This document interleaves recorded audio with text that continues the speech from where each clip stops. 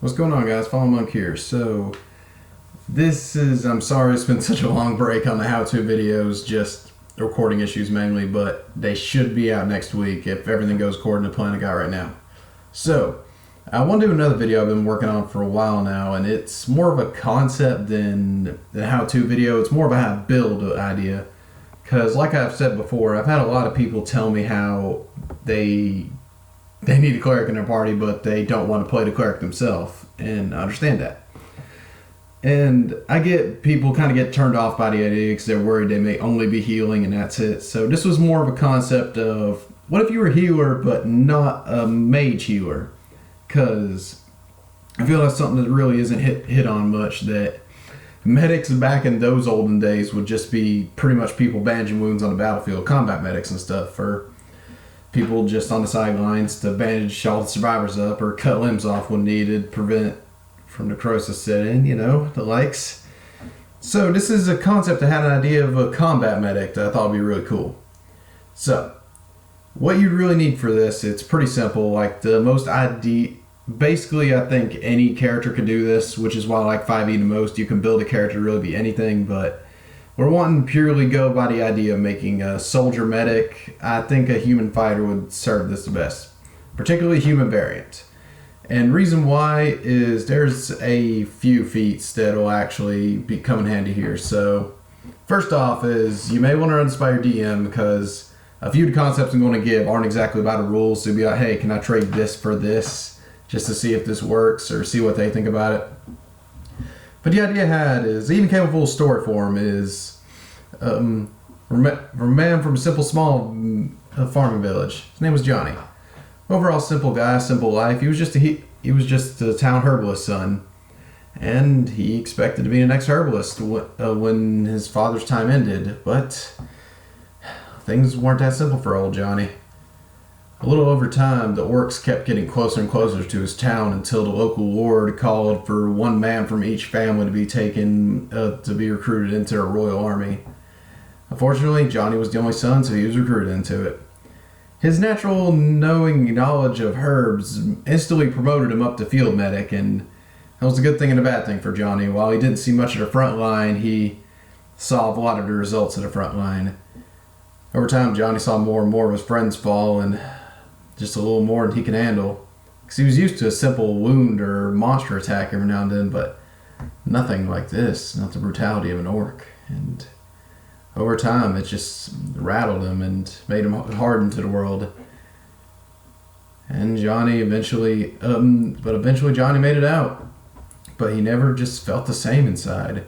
He went home, became a full-fledged herbalist, tried to live a simple life, but nothing set normal to him. He couldn't sleep, he couldn't rest, just something restless inside of him that he knew outside his simple farm there was all this horror in the world.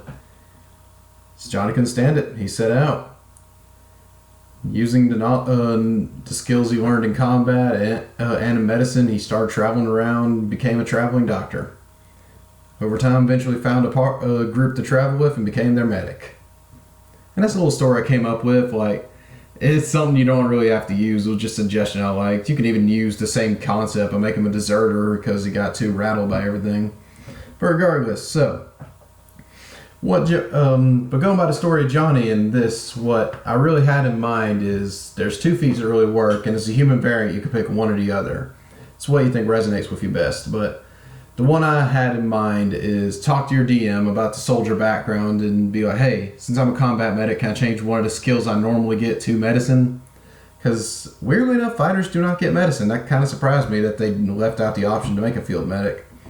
So unless you just make a war domain cleric, which pretty much makes this whole video pointless, and just tell you, hey, make a war domain cleric. So you can make them all for offense, just occasionally attacking. But anyways, so the first feat that I would recommend the most, that I think would really set up, you can take these in any order, is Prodigy, which is a feat in Xanthar's Guide to Everything on page 75. It's only available to half-elves, half-orcs, and humans.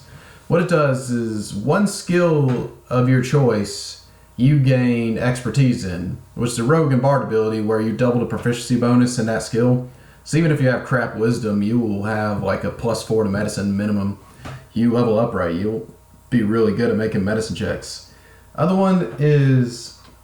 good point of it is also you gain one tool proficiency of your choice, or speak fluently in one language, or you can learn an extra skill.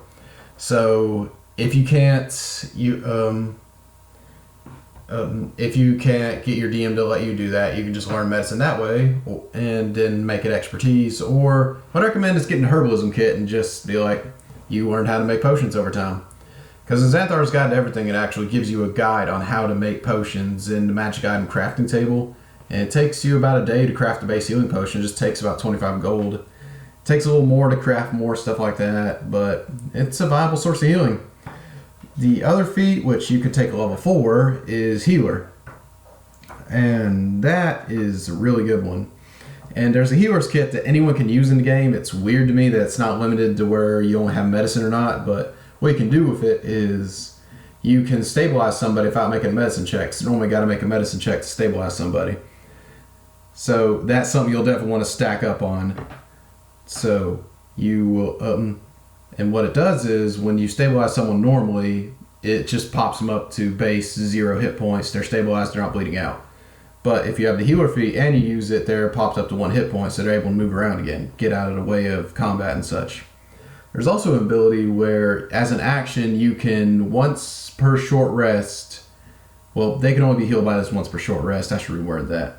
You can heal them by 1d6 plus 4 hit points, and it will. And that's a way to just patch up a wound on the battlefield. They can only be healed by that once per short rest or a long rest. And also they gain additional hit points equal to the creature's maximum number of hit die. So equal to their level, they gain, and the hit die they have at the moment, they gain an extra bonus die. Like they're level 3, they get another 3 healing points. So that could really come in handy in a pitch. Like, you're not going to be the primary healer of the group, but in emergency, they're going to want you. So, and another thing you can get in case you don't have the skills necessary, there's another one called Skilled, which is a really good feat, honestly. And it's you gain proficiency in a combination of 3 skills or tools of your choice. So, honestly, if you wanted, you can take that as your very first feat. As your human variant ability, and just take the herbalism and medicine and 1 other skill, and that's pretty much it. What you really need for this class is human variant, so you can take a feat starting out and you can just add 2 other skill points to you, and you take the fighter. That's what I recommend because it makes sense for soldier, but you can flavor it however you want. Honestly, you can just make any character like this and it doesn't really matter. While we're going with the fighter archetype, what I also recommend is 2 subclasses. One I think works best for it, but this is also something you'll have to talk to your DM about because normally it requires you have to be a knighthood to be it, and that is called the Purple Dragon Knight. It's a subclass only available in the Sword Coast Adventure Guide.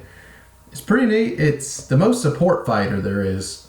All your abilities based on support.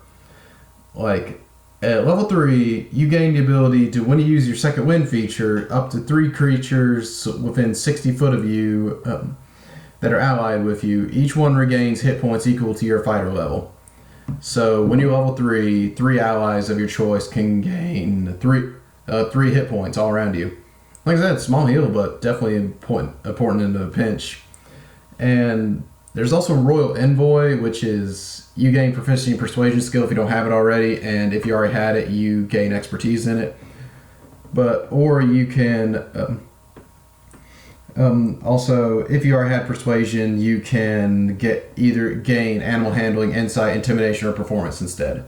So we'll just extra thing. It's pretty neat. And Inspiring Surge is starting at 10th level. When you use the Action Surge ability, 1 ally of yours within 60 foot of you can use their reaction to make a melee attack. And starting 17th level, 2 allies can do it. That's pretty handy. And Bulwark. Beginning at 15th level, you can extend the benefit of your Indomitable feature to an ally. When you decide to use Indomitable to reroll Intelligence, Wisdom, or Charisma saving throw while you aren't incapacitated, you can choose 1 ally within 60 foot of you. The that failed its saving throw against the same effect. If the creatures can see or hear you, it can re-roll that saving throw and must use the new roll. So you're going to get a lot of support abilities to that, and that's pretty handy. And Battlemaster is also another one that you can also get some support out of it, because there's and honestly, it's kind of made more for combat, but there's a few maneuvers that you could use for support, like Rally. On your turn, use a bonus action to expand one superior companions. When you do so, choose a friendly creature who can see or hear you. The creature gains temporary hit points equal to your superiority die plus your charisma modifier. And there's also Commander Strike. When you take the attack action on your turn, you can forego one of your attacks and use a bonus action to direct one of your companions who can see or hear you to immediately use their reaction to make one weapon attack, adding the superiority die to that damage. And also Face of Footwork, which is when you move, you can expend one superiority die, rolling the die and adding it to the number rolled to your AC until you stop moving. So good escape ability. And there's a few more that arguably can be used for multi-purpose, like tripping an enemy with trip attack, or disarming an enemy just to help your allies out. But overall, when it comes to pure support, I think those are your best options. And that's about it. Like, it's a concept I kind of had fun exploring and really thinking about, because those are what I think would work best. You could really use any combination of those feats or skills with any character and make a combat medic like this, but Fighter's what I think works best with it, because of, one, the fact they're the closest to a soldier character, and you can pretty much build a fighter to be anything.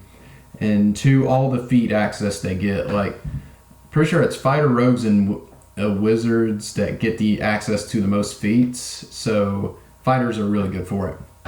So rogues work about the same, but hey, whatever works for you. And that's about it. Thank you guys. I will hopefully see y'all next week with the part 2 in my how-to series.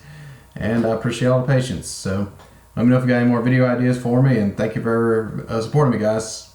See you later. Love you. Bye.